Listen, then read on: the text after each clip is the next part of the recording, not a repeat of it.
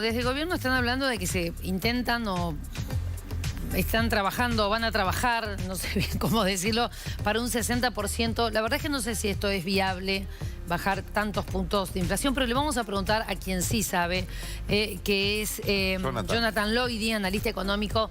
¿Cómo estás, Jonathan? Buen día. Hola chicos, ¿qué tal? Buen domingo. ¿Cómo estás? ¿Qué es lo esperable, digo, si en el mejor de los mundos hiciéramos todo bien? ¿Cómo es esperable que baje la inflación? ¿A cuánto podemos aspirar bajarla en el 2023 haciendo todo bien?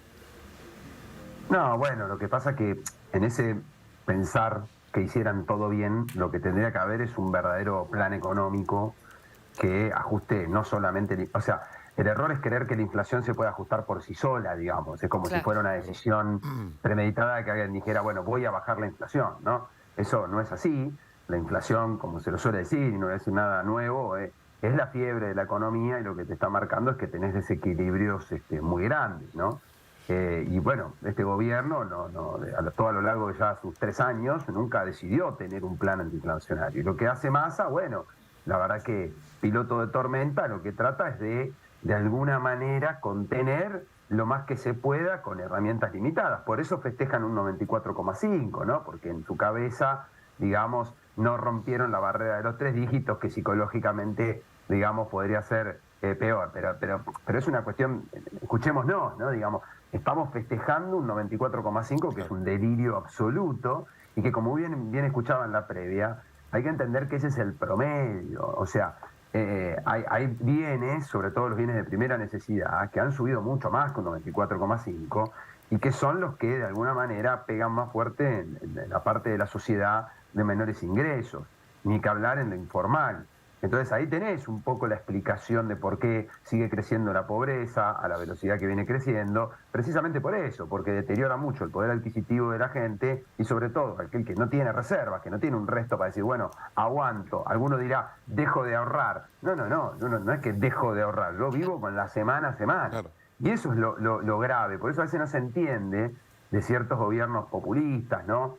O que dicen siempre trabajar por los más necesitados, que por otro lado avalen la inflación, cuando todos sabemos que la inflación precisamente es todo lo contrario de que debe ayudar a los más necesitados.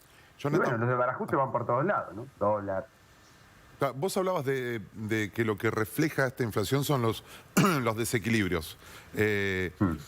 Y uno piensa que necesariamente tiene que haber un factor macro que influye sobre esto, que no es solamente, no se arregla con un plan como el de precios justos, por decirlo de alguna manera. No. ¿Cómo influye en ese desequilibrio macro la sequía que estamos viviendo y la perspectiva de un ingreso de divisas limitado respecto de lo que fueron estos últimos años?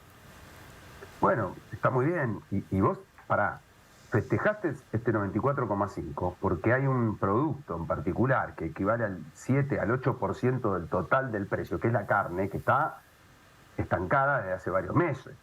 Si la carne hubiese seguido subiendo a un ritmo acompañando más o menos la inflación, superabas este 94,8, pero por mucho.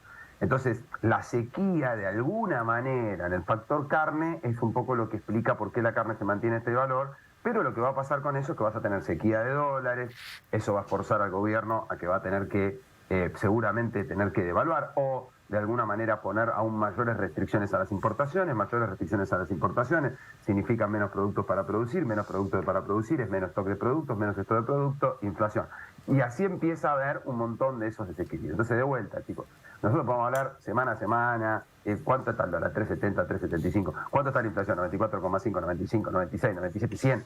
Y la verdad que estamos describiendo, estamos mostrando el termómetro, ¿no? Como decía un profesor mío de la economía, no te distraigas con los síntomas, poné foco en las causas, porque si no el síntoma siempre te va a equivocar en la solución, en la búsqueda de la cura para esta enfermedad llamada inflación, que somos el cuarto país en el mundo con mayor inflación, ¿no? Una cosa loquísima, pero que bueno, en Argentina nos acostumbramos a todo y bueno, listo, sigamos con lo que viene. Pero no es gratis. Y el impacto más grande que tiene es social. Es social. O sea, estamos perdiendo todo el tiempo gente del sistema que va a ser parte de la pobreza, y ni que hablar a nivel empresario. Los empresarios hoy están en un escenario terrible, porque por más que vos, digamos, te puede haber ido bien, porque estás tal vez en un segmento donde se movió la economía, pero todos empezaron, están en pesos. Tienen millones de pesos porque no podés comprar dólares, no tenés que ir al mercado informal, por lo cual sacás plata en blanco para llevarlo al mercado en negro, toda una ingeniería que es muy, muy terrible porque no hay inversión. O sea, en Argentina no hay inversión y no tenemos capacidad de producción. Entonces, todos esos condimentos son a los que yo llamo, tenemos que ir a un plan que lamentablemente no vemos que lo vayan a ejecutar ahora en un año electoral. Olvídate, van a seguir sosteniendo con la esperanza de que, bueno, no sé cuál es la esperanza, de que no sé cuál va a ser su candidato, bueno, pueda llegar con alguna chance. Jonathan, vos hablaste del dólar y bueno, lo que vimos esta semana fue otra nueva subida, ¿no? Importante. ¿Qué entendés vos en dónde se va a frenar? Si es que se puede prever en dónde se va a frenar o justamente con todo lo que estamos viviendo, hoy no hay techo. Y bueno, sí, siempre hay algún techo, el problema es que no sabemos cuál será o qué tan cerca estábamos de ese techo, pero la verdad que lo que pasó esta semana era totalmente predecible. El dólar blue venía atrasado respecto a la inflación. Entonces, bueno, la economía, a ver, en un extremo la economía es una ciencia social y en el otro extremo es matemática. Entonces vos tenés que, es como que es una combinación de los dos. Si vos jugás muy por la matemática, te pegan del lado social. Si vas muy por lo social, como dice el gobierno, te regalas plata, da plata, te pega por la matemática. Y eso es lo que está pasando ahora. El dólar le está pegando la matemática. O sea, de alguna manera lo que está pasando era predecible y a ver, nada diría que vaya a bajar, en primera cuestión. Ahora, ¿cuánto más puede subir? Y bueno, si vos preguntás simple, che, si vos tenés muchos pesos, ¿qué te resguarda o qué te permite de alguna manera resguardar tu capacidad de ahorro? Alguien dirá, bueno, lo meto en un plazo fijo porque momentáneamente pagan, digamos, cercano a la inflación si lo dejás todo el año, renovás y demás. Bueno, ok, pero te quedás en pesos.